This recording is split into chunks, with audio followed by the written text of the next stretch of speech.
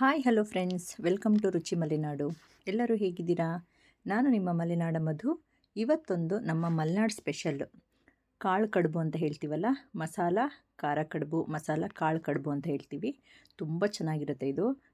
ಸುಲಿಯಕಾಳು ಸೀಸನಲ್ಲಿ ಮಾಡ್ತೀವಿ. ಬೀನ್ಸ್ ಕಾಳು ಬರುತ್ತಲ್ಲ, ಆ ಸೀಸನಲ್ಲಿ ಇದು ಹೆಚ್ಚಾಗಿ ನಾವು ಮಾಡ್ತೀವಿ. ನೋಡಿ, ಮೊದಲಿಗೆ ಈ ಥರ ಸಣ್ಣ ಸಣ್ಣ ಕಡುಬು ಮಾಡ್ಕೋಬೇಕಾಗತ್ತೆ. ಇದು ಹಿಟ್ಟು ಯಾವ ಥರ ಅಂತಂದರೆ, ಅಕ್ಕಿ ಹಿಟ್ಟು ಹಾಗೂ ಸ್ವಲ್ಪ ಅನ್ನನ ಹಾಕ್ಕೊಂಡು ಚೆನ್ನಾಗಿ ಸ್ಮ್ಯಾಶ್ ಮಾಡ್ಕೋಬೇಕಾಗುತ್ತೆ, ಮಿದಿಬೇಕಾಗುತ್ತೆ. ಅನ್ನ ಸ್ವಲ್ಪನೂ ಕಾಣಿಸ್ಬಾರ್ದು, ಹಾಗೆ ಮಿದ್ಕೋಬೇಕಾಗುತ್ತೆ. ನೋಡಿ, ಈ ಥರ ಸಣ್ಣ ಸಣ್ಣ ಉಂಡೆಗಳನ್ನಾಗಿ ಮಾಡಿಕೊಂಡು ಹಬೆ ಪಾತ್ರೆಯಲ್ಲಿ ಬೇಯಿಸ್ಕೋಬೇಕು ಇದನ್ನು. ನೋಡಿ, ಇಷ್ಟ ಆಗಿದೆ ಇದು. ಈ ಥರ ಮಾಡಿಕೊಂಡು ಹಬೆ ಪಾತ್ರೆಯಲ್ಲಿ ಬೇಯಿಸ್ಕೊಳ್ಳೋಣ. ನೋಡಿ, ಈ ಥರ ಇಡ್ಲಿ ಪಾತ್ರೆ, ಕಡುಬಿನ ಪಾತ್ರೆ ಬರುತ್ತಲ್ಲ, ಅದರಲ್ಲಿ ಒಂದು 20 ನಿಮಿಷಗಳ ಕಾಲ ಇದನ್ನು ಬೇಯಿಸ್ಕೋಬೇಕಾಗುತ್ತೆ. ಇದಕ್ಕೆ ಕಾಳನ್ನು ಹಾಕಿ ಮಾಡೋವಂಥದ್ದು. ಹಾಗಾಗಿ ಸುಲಿಯ ಕಾಳನ್ನು ತೊಗೊಂಡಿದ್ದೀನಿ. ಬೀನ್ಸ್ ಕಾಳು ಅಂತೀವಲ್ಲ, ಬೀನ್ಸ್ ಕಾಳು, ಸುಲಿಯ ಕಾಳು, ಬಿಡ್ಸೋ ಕಾಳು ಅಂತೀವಿ. ಈ ಕಾಳನ್ನು ನೋಡಿ, ಈ ಥರ ಕಾಳು, ಇದನ್ನು ಸ್ವಲ್ಪ ಜಾಸ್ತಿ ತೊಗೊಂಡ್ರೆ ಒಳ್ಳೆಯದು, ತುಂಬ ಚೆನ್ನಾಗಿರುತ್ತೆ ಇದು. ಉಪ್ಪು ಹಾಕ್ಕೊಂಡು ಇದನ್ನು 1 ವಿಷಲ್ಲು ಇಂದ 2 ವಿಷಲ್ ಕೂಗಿಸ್ಕೊಳ್ಳೋಣ. ಒಂದು ಕಡೆ ಕಡುಬು ಬೇಯ್ತಾ ಇದೆ, ಇದೊಂದು ಕಡೆ ಕಾಳು ಬೇಯುತ್ತೆ. ನೋಡಿ, ಕಡುಬು ಬೇಯ್ತಾ ಇದೆ, ಇದು ಸಹ ಕಾಳು ಸಹ ಬೇಯ್ತಾ ಇದೆ. ಅಷ್ಟರಲ್ಲಿ ನಾವು ಒಂದು ಮಸಾಲೆ ರೆಡಿ ಮಾಡ್ಕೋಬೇಕಾಗುತ್ತೆ. ಮಸಾಲ ಖಾರ ಕಡುಬು, ಕಾಳು ಕಡುಬಿಗೆ ಒಂದು ಮಸಾಲೆ ರೆಡಿ ಮಾಡ್ಕೊಳ್ಳೋಣ. ನೋಡಿ, ಸಾಂಬಾರು ಬೀಜನ 2 ಟೇಬಲ್ ಸ್ಪೂನ್ ಆಗೋಷ್ಟು ತೊಗೊಂಡಿದ್ದೀನಿ.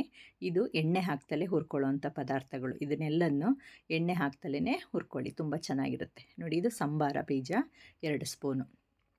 ನೆಕ್ಸ್ಟು ಕಾಯಿ ತುರಿ ತೊಗೊಂಡಿದ್ದೀನಿ. ಚಕ್ಕೆ, ಲವಂಗ, ಕಡಲೆ, ಗಸಗಸೆ, ಶುಂಠಿ, ಬೆಳ್ಳುಳ್ಳಿ ಹಾಗೂ ಹಸಿರು ಮೆಣಸಿನ್ಕಾಯಿ, ಕೊತ್ತಂಬರಿ ಸೊಪ್ಪನ್ನು ತೊಗೊಂಡಿದ್ದೀನಿ. ಇದಕ್ಕಿಷ್ಟೇ ಮಸಾಲೆ ಸಾಕು. ಖಾರ ಜಾಸ್ತಿ ಬೇಕು ಅಂತಂದರೆ ಹಸಿರು ಮೆಣಸಿನ್ಕಾಯಿಗಳನ್ನ ಜಾಸ್ತಿ ಹಾಕ್ಕೊಳ್ಳಿ. ನಾನು ಇಷ್ಟು ತೊಗೊಂಡಿದ್ದೀನಿ. ಇಷ್ಟು ಕಡುಬಿಗೆ ಇಷ್ಟು ಖಾರ ಸಾಕು. ಇದು ತುಂಬ ಖಾರ ಇದೆ ಹಸಿರು ಮೆಣಸಿನ್ಕಾಯಿ, ಹಾಗಾಗಿ ಇಷ್ಟು ತೊಗೊಂಡಿದ್ದೀನಿ. ನೋಡಿ, ಇಷ್ಟನ್ನು ಫಸ್ಟ್ ಹುರ್ಕೊಳ್ಳೋಣ. ಕಾಯಿ, ಶುಂಠಿ, ಬೆಳ್ಳುಳ್ಳಿ ಹಾಗೂ ಹಸಿರು ಮೆಣಸಿನ್ಕಾಯಿನ ಒಟ್ಟಿಗೆ ಹುರ್ಕೊಳ್ತಾ ಇದ್ದೀನಿ. ಎಣ್ಣೆ ಹಾಕ್ಕೊಳ್ಳೋಕೆ ಹೋಗಬೇಡಿ. ಕಾಯಲ್ಲಿರುವಂತಹ ತೆಂಗಿನ ಎಣ್ಣೆನೇ ಬಿಟ್ಕೊಳ್ಳುತ್ತೆ. ಚೆನ್ನಾಗಿ ಬ್ರೌನ್ ಕಲರ್ ಬರೋವರೆಗೂ ನೋಡಿ, ಬ್ರೌನ್ ಕಲರ್ ಬರಬೇಕು ಈ ಥರ. ಆವಾಗ ಮಸಾಲ ತುಂಬ ಚೆನ್ನಾಗಿ ಫ್ಲೇವರ್ ಬರುತ್ತೆ. ನೋಡಿ, ಈ ಥರ ಬ್ರೌನ್ ಕಲರ್ ಬರೋವರೆಗೂ ಮೆಣಸಿನ್ಕಾಯಿ, ಹಸಿರು ಮೆಣಸಿನ್ಕಾಯಿ ಹಾಗೂ ಕಾಯಿನ ಹುರ್ಕೋಬೇಕಾಗತ್ತೆ. ನೆಕ್ಸ್ಟ್ ನಾನು ಇದಕ್ಕೆ ಗಸಗಸೆ, ಕಡಲೆ ಹುರ್ಕೊಳ್ಳೋಣ. ಗಸಗಸೆ ಹಾಗೂ ಕಡಲೆನ ಹುರ್ಕೊಳ್ತಾ ಇದ್ದೀನಿ. ಫ್ರೆಂಡ್ಸ್, ತುಂಬ ಚೆನ್ನಾಗಿರುತ್ತೆ ಇದು. ಈ ಕಾಳು ಸೀಸನಲ್ಲಿ ಈ ಥರ ಮಾಡ್ಕೊಳ್ಳಿ. ಈ ಥರ ಬೀನ್ಸ್ ಕಾಳಿಲ್ಲ ಅಂತಂದರೆ ಕಡಲೆಕಾಳು ಹಾಕ್ಕೋಬೋದು, ಬಟಾಣಿ ಹಾಕ್ಕೋಬೋದು. ಅವರೆಕಾಳು ಸೀಸನಲ್ಲೂ ಮಾಡ್ತೀವಿ ಈ ಥರ, ತುಂಬ ಚೆನ್ನಾಗಿರುತ್ತೆ. ದಪ್ಪ ದಪ್ಪ ಅವರೆಕಾಳು ಬರುತ್ತಲ್ಲ, ಅದನ್ನು ಹಾಕಿ ಮಾಡಿದ್ರೆ ತುಂಬ ಚೆನ್ನಾಗಿರುತ್ತೆ. ನೋಡಿ, ಗಸಗಸೆ, ಕಡಲೆನೂ ಸಹ ಸ್ವಲ್ಪ ಹುರ್ಕೊಂಡಾಯಿತು. ಈಗ ಇದನ್ನು ಮಿಕ್ಸಿ ಜಾರಿಗೆ ಹಾಕ್ಕೊಂಡು ರುಬ್ಕೋಬೇಕಾಗುತ್ತೆ. ಫ್ರೆಂಡ್ಸ್, ನೀವಿನ್ನು ನನ್ನ ಚಾನಲ್ನ ಸಬ್ಸ್ಕ್ರೈಬ್ ಮಾಡ್ಕೊಂಡಿಲ್ಲ ಅಂದರೆ ದಯವಿಟ್ಟು ಸಬ್ಸ್ಕ್ರೈಬ್ ಮಾಡಿಕೊಂಡು ಲೈಕ್, ಶೇರ್, ಕಮೆಂಟ್ ಮಾಡೋದನ್ನ ಮರಿಬೇಡಿ ಫ್ರೆಂಡ್ಸ್. ನೋಡಿ, ಇದು ಹುರ್ಕೊಳ್ತಾ ಇದ್ದೀನಿ. ಕ್ಲೀನಾಗಿ ಸಿಮ್ಮಲ್ಲೇ ಹುರ್ಕೋಬೇಕಾಗುತ್ತೆ. ಜಾಸ್ತಿ ಉರಿ ಮಾಡಿಕೊಂಡು ಹುರ್ಕೊಳ್ಳೋಕೆ ಹೋಗಬೇಡಿ, ಸಿಮ್ಮಲ್ಲೇ ಹುರ್ಕೊಳ್ಳಿ. ನಂತರ ಇದಕ್ಕೆ ಕೊತ್ತಂಬರಿ ಸೊಪ್ಪನ್ನು ಹಾಕ್ಕೊಂಡು ರುಬ್ಕೊಳ್ಳೋಣ. ಇದೊಂದು ಮಸಾಲೆ ಪೇಸ್ಟ್ ಮಾಡ್ಕೊಳ್ಳೋಣ. ತುಂಬ ಚೆನ್ನಾಗಿರುತ್ತೆ. ಮಕ್ಕಳಿಗಂತೂ ತುಂಬ ಖುಷಿ. ಸಣ್ಣ ಸಣ್ಣದಿರುತ್ತಲ್ಲ, ಹಾಗಾಗಿ ಬಾಯಿಗೆ ಹಾಕ್ಕೊಂಡು ನುಂಗ್ಕೊಬಿಡ್ಬೋದು, ಖುಷಿ ಪಟ್ಕೊಂಡು ತಿಂತಾರೆ.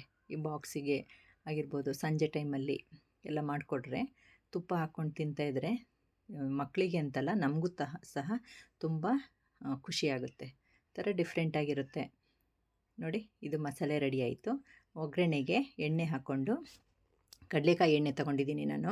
ಎಣ್ಣೆ ಹಾಕ್ಕೊಂಡು ಸಾಸಿವೆ, ಕರಿಬೇವು ಮತ್ತು ರುಬ್ಬಿದಂತಹ ಮಿಶ್ರಣನ ಹಾಕಿ ಒಂದು 5 ನಿಮಿಷಗಳ ಕಾಲ ಹಸಿ ವಾಸನೆ ಹೋಗೋವರೆಗೂ ಕುದಿಸೋಣ. ಹಸಿ ವಾಸನೆ ಏನಿರಲ್ಲ, ಆದ್ರೂ ಸ್ವಲ್ಪ ಒಂದು 5 ನಿಮಿಷ ಕುದಿಸಾದ ನಂತರ ಬೆಂದಂತಹ ಕಾಳನ್ನು ಸೇರಿಸ್ಕೊಳ್ಳೋಣ. ನೋಡಿ, ಸುಲಿಯ ಕಾಳು, ಬೀನ್ಸ್ ಕಾಳು ಬೆಂದಾಗಿದೆ. ಈ ಕಡೆ ನೋಡಿ ಸೇರಿಸ್ಕೊಳ್ತಾ ಇದ್ದೀನಿ. ಇದು ಕಾಳು ಹಾಕಿದ ಮೇಲೆ ಒಂದು 5 ನಿಮಿಷ ಕುದಿಸಾದ ನಂತರ ಈಗ ಕಡುಬು ಬೆಂದಿರುತ್ತಲ್ಲ, ಅದನ್ನು ಹಾಕ್ಬಿಟ್ಟು ಒಂದು 10 ನಿಮಿಷಗಳ ಕಾಲ ಎಲ್ಲದನ್ನೂ ಸಹ ಸಿಮ್ಮಲ್ಲೇ ಕುದಿಸ್ಕೋಬೇಕಾಗತ್ತೆ. ರುಚಿಗೆ ತಕ್ಕಷ್ಟು ಉಪ್ಪು ಹಾಕ್ಬಿಟ್ಟು ಕುದಿಸೋಣ. ಮತ್ತು ಇದಕ್ಕೊಂದು ಮಸಾಲೆ ಆ್ಯಡ್ ಮಾಡ್ಕೋಬೇಕಾಗತ್ತೆ.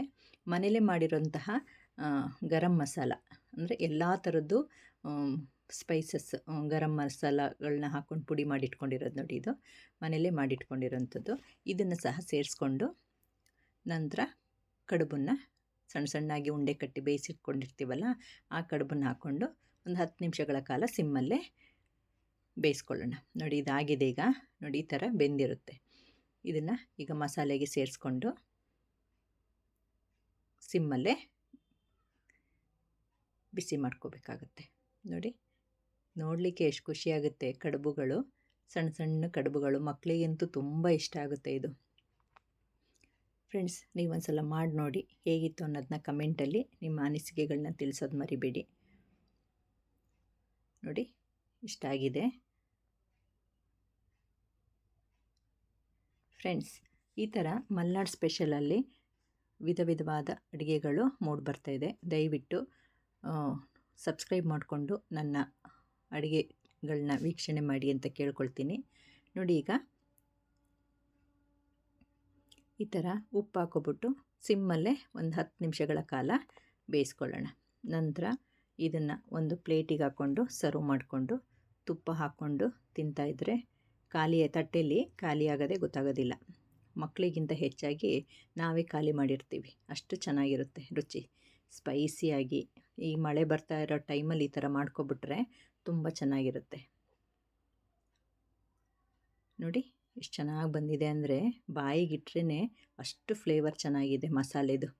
ತುಂಬ ಜಾಸ್ತಿ ಮಸಾಲೆನೂ ಹಾಕೊಳ್ಳೋಕೆ ಹೋಗಿಲ್ಲ. ತುಂಬ ಚೆನ್ನಾಗಿದೆ. ಚಕ್ಕೆ ಲವಂಗ ಮಾತ್ರ ಮತ್ತು ಮನೇಲಿ ಮಾಡಿರೋಂತಹ ಗರಂ ಮಸಾಲೆನ ಸೇರಿಸ್ಕೊಂಡಿದ್ದೀನಿ. ತುಂಬ ಚೆನ್ನಾಗಿದೆ. ನನ್ನ ಮಗಳಿಗೆ ಅಂತಿದ್ದು ತುಂಬ ಫೇವ್ರೆಟ್ಟು. ನೋಡಿ, ಈಗ ಒಂದು ಸ್ಪೂನು ತುಪ್ಪ ಹಾಕ್ಕೊಂಡು ಮಕ್ಕಳಿಗೆ ಕೊಡ್ತಾಯಿದ್ದೀನಿ. ನೋಡಿದ್ರಲ್ಲ ಫ್ರೆಂಡ್ಸ್, ಹೇಗೆ ಮಾಡೋದು ಅಂತ. ಇದನ್ನು ನಾವು ಕಾಳು ಕಡುಬು ಅಂತ ಹೇಳ್ತೀವಿ ನಮ್ಮ ಕಡೆ. ಮಸಾಲೆ ಕಾಳು ಕಡುಬು, ಮಸಾಲೆ ಉಂಡೆ ಕಡುಬು, ನಾನಾ ರೀತಿ ಕರೀತಾರೆ. ನೋಡಿದ್ರಲ್ಲ. Thank you for watching.